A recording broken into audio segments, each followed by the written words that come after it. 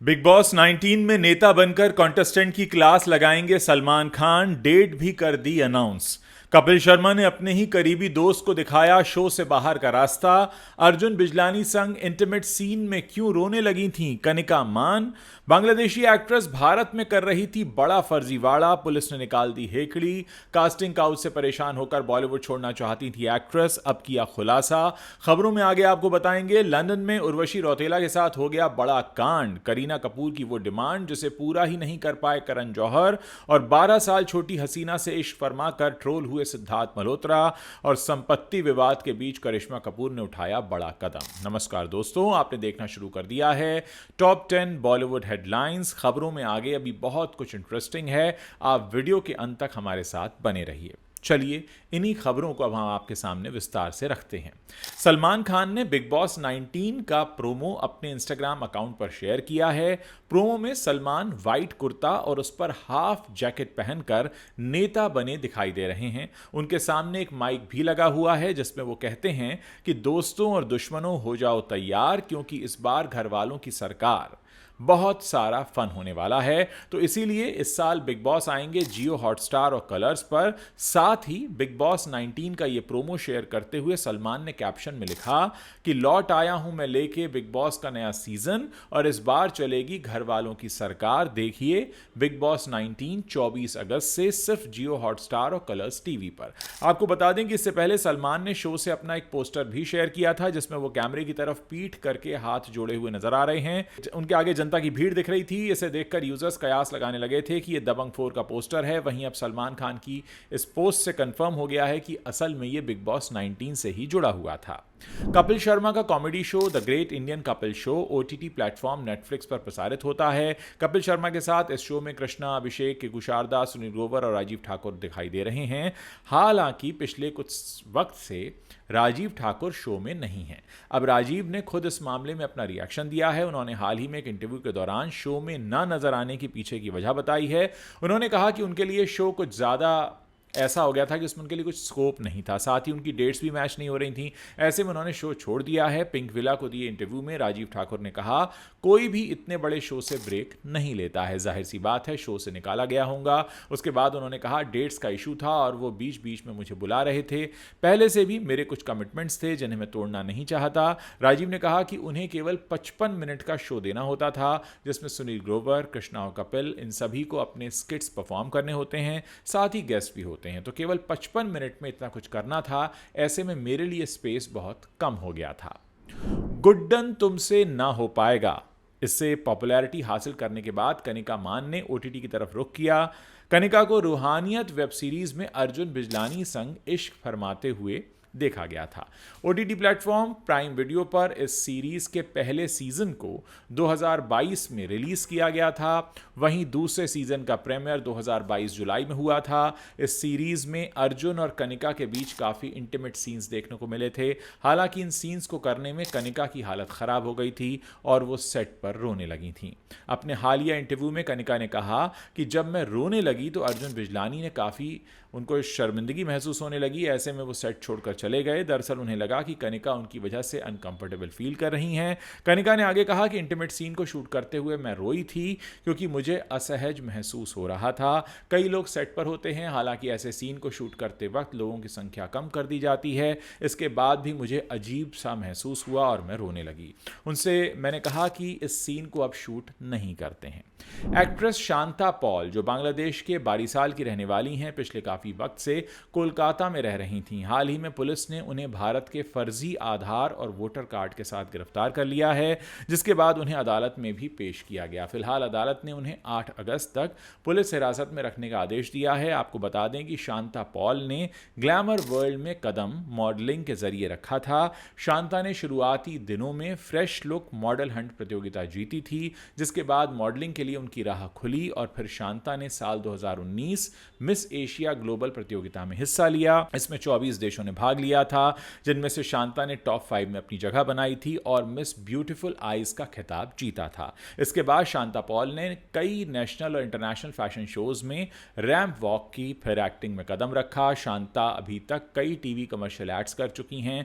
इसके अलावा वो साउथ और बंगाली फिल्मों का भी एक फेमस नाम है, लेकिन इन सब के बावजूद वो कोलकाता में बड़े फर्जीवाड़े को अंजाम दे रही हैं और इसीलिए अब पुलिस ने उन्हें गिरफ्तार कर लिया है और उनसे कड़ी पूछताछ की जा रही है। सुरवीन चावला ने बॉलीवुड इंडस्ट्री में अपनी एक अलग पहचान बनाई है, लेकिन सुरवीन ने इस दौरान कई मुश्किलों का सामना भी किया है। उन्होंने एक इंटरव्यू के दौरान अपने सामने आई इन मुसीबतों के बारे में बात की। उन्होंने इस इंटरव्यू में कास्टिंग काउच के बारे में बात की और कहा कि वो इतना परेशान हो गई थी, एक ऐसा वक्त भी था कि उन्होंने इंडस्ट्री छोड़ने का फैसला कर लिया था। आइए आपको सुरवीन के बारे में बताते हैं। सुरवीन चावला ने बताया कि इंडस्ट्री में वो कई बार कास्टिंग काउच का गलत अनुभव कर चुकी हैं। उन्होंने कहा, मुंबई के वीरा देसाई रोड की एक कहानी मैं आपको सुनाती हूँ। एक ऑफिस केबिन में मीटिंग के बाद वो मुझे गेट तक छोड़ने के लिए आए। उस समय मेरी शादी हो चुकी थी। हमने मीटिंग में मेरे पति के बारे में भी बात की थी। सुरवीन ने आगे कहा, जब वो मुझे बाय कहने के लिए गेट पर आए तो वो मेरी तरफ झुके और मुझे किस करने की कोशिश करने लगे।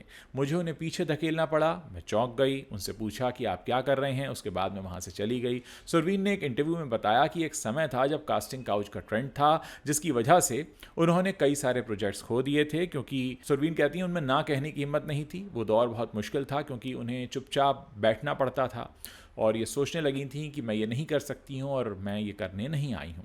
सुरवीन ने आगे बताया कि जब उनका पहला ब्रेकअप हो गया था तो उन्होंने अपने एक्स बॉयफ्रेंड के दोस्त को डेट करना शुरू कर दिया था, जिसके बाद लोग उन्हें गालियाँ देने लगे थे। इतना ही नहीं, उनके बारे में गंदी बातें भी की जाती थीं, जिसकी वजह से वो डिप्रेशन में चली गई थीं और हर समय रोती रहती थीं। उर्वशी रौतेला हमेशा किसी न किसी वजह से सुर्खियों में छाई रहती हैं। वहीं अब उर्वशी ने दावा किया है कि लंदन के गेटविक हवाई अड्डे से 70 लाख रुपए के गहनों से भरा हुआ उनका लग्जरी बैग चोरी हो चुका है। उर्वशी रौतेला ने दावा किया कि जब वो विंबलडन देखने गई थी तब उनका बैग लगेज बेल्ट से गायब हो गया। उर्वशी ने अपना बैग ढूंढने की काफी कोशिश की, लेकिन वो कहीं नहीं मिला। अपनी टीम द्वारा शेयर किए गए एक स्टेटमेंट में उर्वशी ने कहा कि एक प्लैटिनम एमिरेट्स मेंबर होने के नाते विंबलडन में भाग लेने वाली एक ग्लोबल आर्टिस्ट के रूप में मुझे ये बताते हुए काफ़ी दुख हो रहा है कि मुंबई से एमिरेट्स की हमारी उड़ान के बाद लंदन गेटविक एयरपोर्ट पर बैगेज बेल्ट से हमारा क्रिश्चियन डायर ब्राउन बैगेज जो था वो चोरी हो गया है।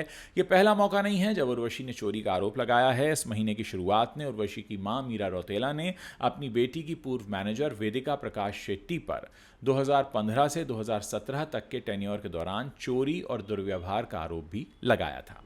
आलिया भट्ट और वेदांग रैना स्टारर और वासन वाला द्वारा निर्देशित जिगरा पिछले साल ही मच अवेटेड रिलीज में से एक रही थी। हालांकि फिल्म बॉक्स ऑफिस पर बुरी तरह फुस हो गई और रिलीज के बाद भी कई तरह के विवादों में घिर गई। वहीं हाल ही में एक इंटरव्यू में फिल्म के डायरेक्टर ने कहा है कि वो अभी भी जिगरा को बॉक्स ऑफिस पर मिली असफलता से उबार नहीं पाए हैं, यहां तक कि वो अपने लिए घर भी नहीं खरीद पाए हैं। आपको बता दें कि साइरस ब्रोचा के साथ बातचीत में वासन बाला ने कहा कि जिगरा बॉक्स ऑफिस पर एक बड़ा झटका थी, ये आपको वाकई हिला देती है। करण जौहर और करीना कपूर खान दोनों ही बेबाक और बिंदास अंदाज के लिए जाने जाते हैं। दोनों के बीच कई सालों से अच्छी दोस्ती है। करीना करण की कई फिल्मों में काम भी कर चुकी हैं। हालांकि एक फिल्म के लिए करीना ने करण से एक ऐसी डिमांड कर दी थी जिससे करण काफी परेशान हो गए थे। वो करीना की डिमांड पूरी नहीं कर पाए थे और आखिरकार करीना को उनकी फिल्म से हाथ धोना पड़ा था। बात आज से करीब 22 साल पहले की है। शाहरुख खान को लेकर करण जौहर ने फिल्म कल हो ना हो बनाई थी। इसमें शाहरुख खान, प्रीति जिंटा और सैफ अली खान ने लीड रोल प्ले किया था। हालांकि पहले इसमें करण, शाहरुख खान, सलमान खान और करीना कपूर इन 3 लोगों को लेना चाहते थे, लेकिन करीना ने पिक्चर के लिए बहुत तगड़ी फीस की डिमांड रख दी। उन्होंने तब शाहरुख खान को मिलने वाली फीस के बराबर फीस मांगी थी। हालांकि करण इस पर तैयार नहीं हुए और उन्होंने करीना को फिल्म से बाहर का रास्ता दिखा दिया था। बाद में उनकी जगह प्रीति जिंटा को फिल्म में लिया गया। बात करेंगे सिद्धार्थ मल्होत्रा और जानवी कपूर की, जिनकी फिल्म परम सुंदरी बहुत जल्द रिलीज होने वाली है और हाल ही में फिल्म के मेकर्स ने इसका पहला गाना परदेसिया रिलीज कर दिया है। परदेसिया गाने को दर्शकों ने काफी पसंद किया और इस गाने ने आते ही इंटरनेट पर काफी आग लगा दी है। एक और गाने को दर्शकों ने पसंद किया तो दूसरी तरफ गाने के लिए रिलीज होने के बाद से ही कई यूजर्स ने सिद्धार्थ मल्होत्रा और जानवी कपूर को सोशल मीडिया पर ट्रोल करना भी शुरू कर दिया है। दरअसल जानवी कपूर और सिद्धार्थ मल्होत्रा की जोड़ी को उम्र की वजह से ट्रोल किया जा रहा है। इस कपल की फिल्म परम सुंदरी अगस्त के आखिरी हफ्ते में बड़े पर्दे पर रिलीज होगी। इस फिल्म के पहले गाने को रिलीज किए जाने के बाद कई यूजर्स ने सिद्धार्थ और जानवी की उम्र के फासले को लेकर अपने विचार शेयर किए हैं। लोगों का कहना है कि इस उम्र के फासले की वजह से ही अब ऑन स्क्रीन केमिस्ट्री को पसंद नहीं किया जा रहा है। कई अन्य यूजर्स ने कहा कि सयारा फिल्म के ब्लॉकबस्टर होने के पीछे आहान पांडे और अनीत पड्डा की केमिस्ट्री तो थी ही, इसके साथ ही उनकी उम्र भी थी, क्योंकि दोनों के बीच उम्र का ज़्यादा फासला नहीं था और इसी वजह से ये जोड़ी यंग लोगों को कनेक्ट करने में कामयाब रही। आपको बता दें कि सिद्धार्थ मल्होत्रा और जानवी कपूर स्टारर फिल्म परम सुंदरी का निर्देशन तुषार जलोटा ने किया है। मेकर्स ने हाल ही में फिल्म की नई रिलीज डेट भी शेयर की है। अब यह फिल्म सिनेमाघरों में 29 अगस्त को दस्तक देगी। बॉलीवुड एक्ट्रेस करिश्मा कपूर एक बार फिर सुर्खियों में हैं, लेकिन इस बार वजह किसी फिल्म या इवेंट की नहीं, बल्कि उनके दिवंगत पूर्व पति संजय कपूर की अरबों की संपत्ति को लेकर उठे विवाद की है। बताया जा रहा है कि संजय कपूर की 30,000 करोड़ रुपए की कंपनी और 10,300 करोड़ रुपए की संपत्ति को लेकर परिवार में गंभीर मतभेद चल रहे हैं और इसी बीच करिश्मा अपने बच्चों समायरा और कियान के साथ दिल्ली पहुंच गई हैं। 31 जुलाई की सुबह करिश्मा कपूर और उनके दोनों बच्चे दिल्ली एयरपोर्ट पर दिखाई दिए, जिससे अफवाहों का बाजार गर्म हो गया। चूंकि ये दौरा ऐसे समय में हुआ है जब कपूर परिवार में यानी संजय कपूर के परिवार में पैसों और संपत्ति को लेकर तनातनी चल रही है, इसीलिए सबकी निगाहें इस पर टिकी हुई हैं। हालांकि अभी ऑफिशियली करिश्मा की तरफ से इस दौरे को लेकर कोई बयान सामने नहीं आया है। कुछ रिपोर्ट्स में दावा किया गया है कि करिश्मा कपूर ने अपने पूर्व पति की कंपनी या संपत्ति में हिस्सा मांगा है, लेकिन संजय कपूर के परिवार से जुड़े करीबी सूत्र ने इस बात का खंडन किया। सूत्र के अनुसार करिश्मा का मकसद केवल अपने बच्चों के भविष्य को लेकर है और वो किसी कानूनी हिस्सेदारी की मांग नहीं कर रही हैं। ये वो 10 बड़ी खबरें दोस्तों जो बॉलीवुड से आती हैं। अगर आपको वीडियो पसंद आ रहा है तो इसे अपने दोस्तों के साथ शेयर करना मत भूलिएगा।